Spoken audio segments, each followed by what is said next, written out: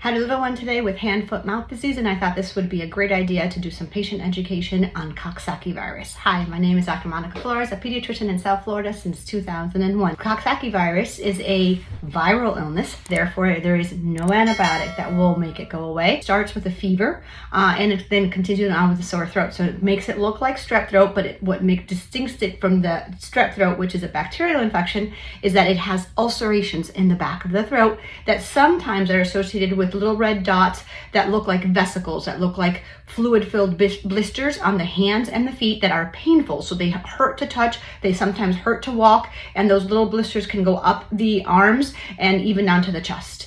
They can also go up the leg. It can infect both infants and adults because there are many different types of Coxsackie virus. It usually lasts, like most viruses, 3 to 5 days of kind of pure misery, where you have high fevers, painful sore throat, refusal to eat or drink, symptoms kind of stabilize for a couple days, so they're about sick for about a week, and then they slowly start to get better. There's really not much other than palliative care, which is ibuprofen if they're older than 6 months of age, and Tylenol if necessary. Remember, low-grade fever, 100, 101 is okay, and that's going to help fight off the infection. So as long as your child is comfortable with the fever and the pain, then try to avoid the ibuprofens and the Tylenol. But if they are in pain and they're not eating and drinking, then you have to do the ibuprofen. You also can do cool liquids, so anything that's cold, if they're drinking formula, then maybe put it in the refrigerator and give it to them, especially if they're older than 6 months of age. They can tolerate that. Foods that are cool and mushy, things like mashed potatoes or soups and things like that. And then you want to hydrate. If they're refusing to eat or drink other things, then you have to use an oral rehydration solution, so like an organic Pedialyte. It is contagious via saliva. Any of the saliva, any of the drool that is coming out of your child can infect you as an adult. Adults usually have a little bit less of symptoms. There are some Coxsackie viruses that are very severe